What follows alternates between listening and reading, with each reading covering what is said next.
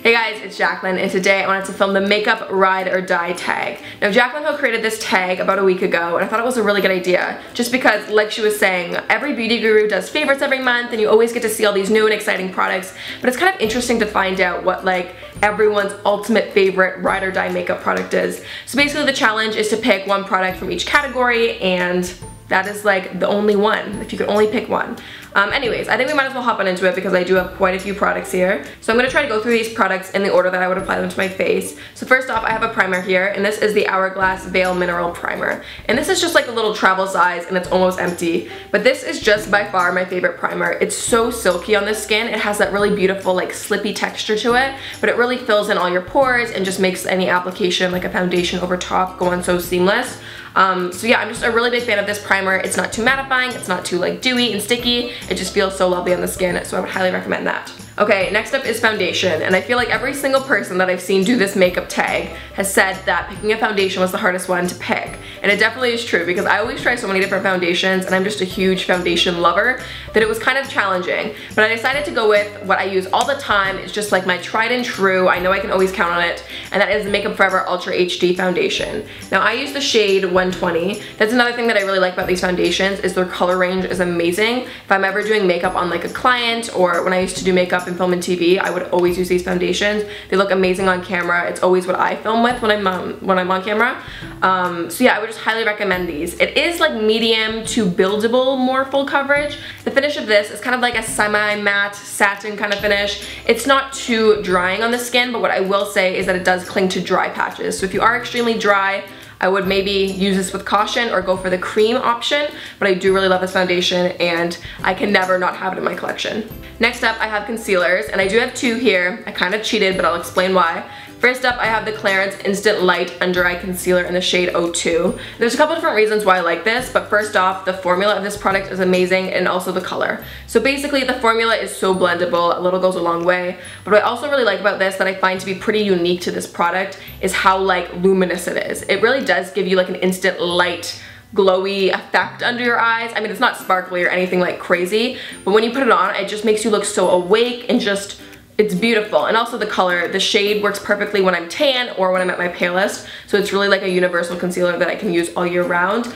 And I just really like how it is slightly on the salmony side, so again, it just kind of helps cancel any dark circles and really brighten it up. So I do love this, and I find that this has just been the best concealer for under my eyes. Over the past 2 years, I pretty much exclusively use this, and I really, really like it. Now for the second concealer, I use the Nars Creamy Concealer in Medium Custard, and this should come as no surprise to you guys because I talk about this all the time, but I really like this because it's a very full coverage concealer, and I've got very acne prone skin. So I do use two different concealers, one for under my eye and then a different one for more of my blemishes or any breakouts or anything like that.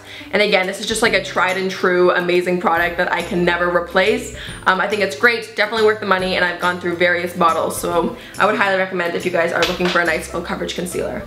Okay, next up for setting powder. I do feel a little weird about this one just because I do like this product and I use it all the time and it's my go-to, but I do have to warn you guys that if you are being photographed or using flash photography, I would be cautious with this because it does have a crazy flashback, which I know is the reason why a lot of people don't like this product. But this is the Makeup Forever HD Loose Powder. It's translucent. I really like this for on camera because it looks really good, especially in high definition, which is what it was made for. Again, it works great and when I was working in film and TV, and that's when I really kind of fell in love with it. And I like using it when I film. But like I said, if you're going out and you're being photographed and it's flash photography, it can kind of leave a ghostly residue. So I would be careful for that reason, but I do really like this product otherwise, if that makes any sense. And it is really what I use all the time. So that is my go-to for translucent powder, but be warned, I love it, but it does have some issues. And then for a finishing powder, my favorite one here is the Hourglass Ambient Lighting Powder in Dim Light. Now this isn't really a powder that's going to be a full coverage layer of foundation kind of powder over your skin. It does have a little bit of a pigment to it, but it doesn't really alter, the color that you have underneath. What I really love about this finishing powder is that it gives a bit of a glow to your skin. There's no shimmer or sparkle in this at all, but it does really make your skin look soft focus, and it doesn't make your skin look matte and powdered and chalky. So if you are looking for more of a dewy finish, but you find that your makeup moves if you don't set it, this is a really great option, and I've been using this for the longest time, and I'm just obsessed with it. I am a huge fan of Hourglass in general, but I think these powders are absolutely amazing, and again, I can't find any other brand that does something as good as this.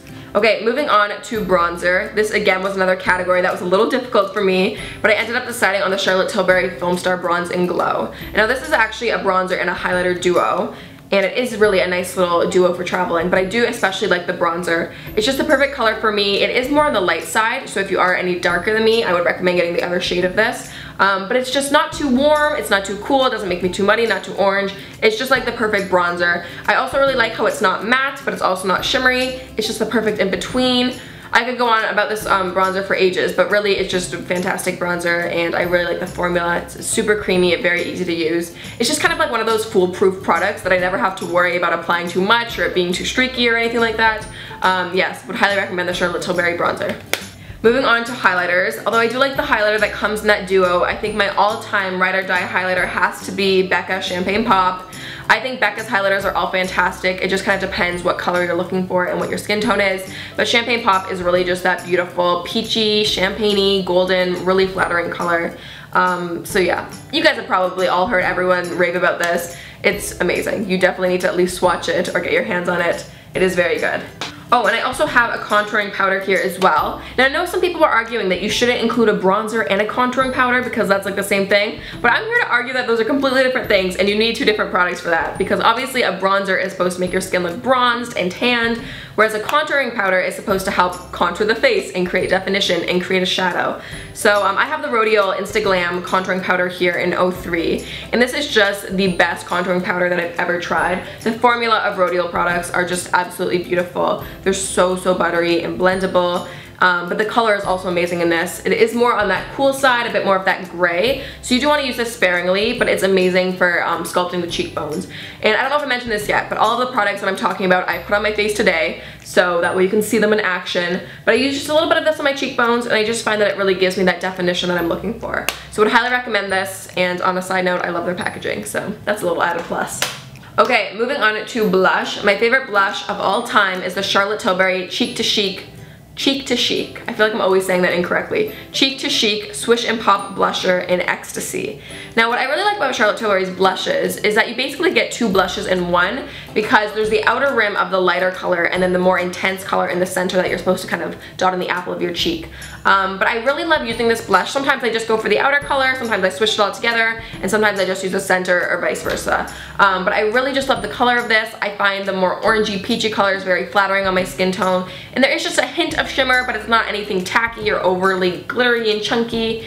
So yeah, I just really love this blush, and I find it works very well on my skin tone. Moving on to brows, you know I couldn't not include my boo, Anastasia Beverly Hills. I just think her brow products are absolutely fantastic, and the shade range is unlike any other. So I really like using the medium brown brow powder duo, and I typically go for the lighter shade in this duo, but the formula is absolutely amazing. It's kind of foolproof, and I just am always reaching for it and always going back to it no matter what other product that I try. So I'd highly recommend checking out Anastasia's brow products. They are out of this world.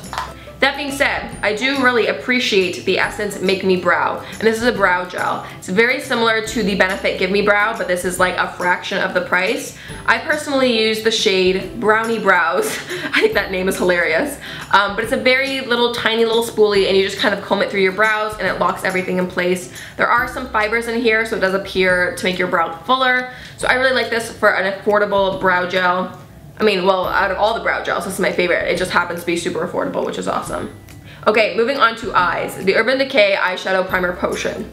Now, I didn't even know eyeshadow primers were a thing until I got into YouTube. But once I discovered what they were, I could never turn back. But the one that I always go for is this Urban Decay one. It just makes the pigmentation so much richer. It makes them adhere properly. It makes them last so much longer. So if you ever are planning on doing an intense eyeshadow look, or just like a simple one, I mean, this is really worth investing in. I think this is the best one out on the market, and it's just my tried and true. Love this thing.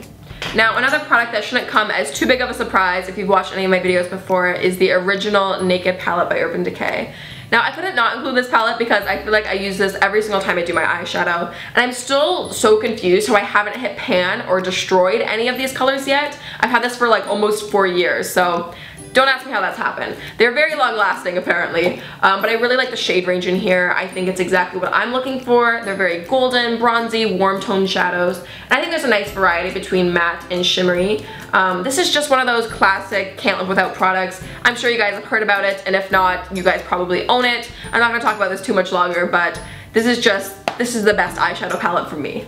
Moving on to a pencil eyeliner. My favorite one here is from Marc Jacobs, and what are these called? This is the Highliner Gel Crayon. This is in the shade Brownout. This is just my favorite pencil eyeliner because the formula is really unique and it totally is what I need in my life, just because I have very watery eyes in the sense like I feel like I get things in my eyes a lot. I cry, I have contact issues, and I have just oily eyelids in general, so I need something that's waterproof and long wearing, especially if I'm going to put it on my tight line or my inner rim, anything like that. So what's really unique about this formula is that it is like a gel kind of formula, so it does set and kind of stay put. It is wet for about a minute or two once you apply it, and you can kind of smudge it around if you want to, but after that 2 minutes it does kind of lock and set in place. So when I'm ever trying to tight line or do my waterline or anything like that, this is just my go-to because it is so long lasting on me and it doesn't just like make me have raccoon eyes and get all like over the place and smudge. So this is definitely my favorite all-time pencil liner, and they do have an amazing shade range in this as well. Obviously they have black, but they have colored liners as well.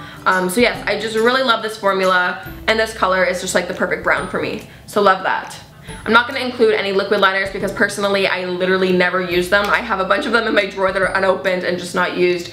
I just don't personally like them. I find I have way more control with the gel eyeliner. So my all-time favorite, best of the best gel eyeliner is the Inglot gel eyeliner. This is just the blackest black, the smoothest, creamiest formula. They don't dry out as bad as other ones do. This is just definitely the best. And I prefer more gel eyeliners, well, like I said, because I feel like I have more control with them and I like using a brush. But also if I am doing makeup, say on someone else, or I'm doing a job, it's easy to scrape out and sanitarily, that's definitely not a word, in a sanitary way, use this product. That's what I'm trying to get at. So yes, if you are looking for a good black gel eyeliner, that is definitely the best one on the market. If you have tried one that you think is better than that, let me know because I have yet to find it. Next category is mascara. Now this is kind of like a weird category for me just because I feel like I don't currently have a ride or die mascara. Like I feel like I just don't have one that I love. If you would have asked me like a year or two ago, I would have said the Maybelline The Rocket in Waterproof. I used to use that mascara like all throughout high school, and I just feel like I have a long relationship with that mascara. But my issue with that is that it was never black enough. It was more like, you know, you can pick mascaras and sometimes it'll be like black, but then they'll be blackest black. I feel like it was never like that true dark black color that I wanted. And then if I tried other formulas that were more black, they didn't like curl as much or hold the shape or elongate or whatever. So I feel like I'm kind of still in a place where I'm looking for a mascara, but right now I think my favorite is probably the Essence Lash Princess. And this is like, again, a super affordable mascara. I'm not really one to spend a ton of money on mascara just because I feel like drugstore alternatives can do it just as good. So I always kind of opt for drugstore mascaras. But yeah, this one I feel like is pretty nice. I mean, it's not normally the brush that I go for. It is like a natural kind of bristle brush. It's not a plastic one that I normally prefer. But it is very buildable. It's very black. It's not too clumpy. I like it. What can I say? I mean, it's not, I don't think, the best one ever. I'm still on the hunt for it, and I will let you guys know. But this will be what I temporarily fill into the spot of best mascara. So there you go. We are getting near the bottom of the pile, folks. Okay, moving on to lip liner. Now I feel like I get asked all the time about my lip color and what lip liner I'm using or what lipstick, anything like that. If I'm ever wearing a neutrally pinky shade like I'm wearing right now, I can almost guarantee you that it's going to be this lip liner. I am in love with this color. I think it's absolutely amazing. This is a Makeup Forever Aqua Lip in 2C. It's just the perfect color for me. It's definitely like a My Lips but better, and I find it just makes them look full and nice, and it's just what I like. And I really like it because it's great for layering under lipsticks, but especially if I'm just doing like a simple natural makeup day, I'll line my lips with this, kind of blends it with my finger, put a bit of a lip balm on, and I'm good to go. So this is definitely my favorite. It's getting very small and little because I'm almost done with this pencil, but it's amazing. I love this color.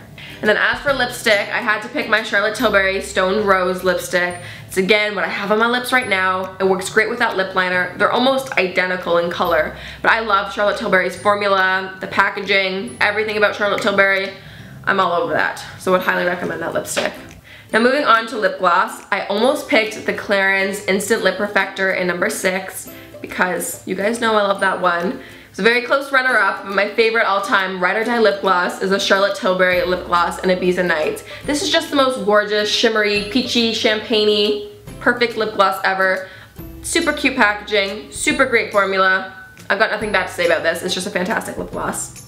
Okay, last product I have here is a makeup setting spray. Now, I talked about this the other day in a vlog, but I was wearing my makeup out in a thunderstorm. Like I was biking and it started thunderstorming, rain pouring down my face, and I had this setting spray on, and this is really what sealed the deal for me as this being the best setting spray. My makeup did not budge at all. Like I'm talking like nothing moved, and I was so surprised when I came home. I was like, how is my makeup still in place? But it's all thanks to this baby. This is the Inglot Makeup Fixer. And again, I feel like no one ever talks about this, but it's such a great product. What I'm looking for in a setting spray is something that's gonna really like lock everything in place. I basically want a product that's like hairspray but for your makeup. It just kind of puts it all in place. And this is exactly what it does. It doesn't make your skin matte, it doesn't make it dewy, it just locks everything. So yeah, I think this is absolutely fantastic. It also makes your makeup last through a thunderstorm, which you never know. So yeah, I would definitely recommend this, and this is just the best makeup setting spray ever. Okay, so that was everything. Those were all of my ride or die ultimate must-have makeup products. Thanks Jaclyn Hill for creating this makeup tag. I think it was a bunch of fun. I hope you guys enjoyed the video. Let me know what your must-have ride or die makeup products are in the comments below. Thank you guys so much for watching, and I will see you guys very soon. Bye!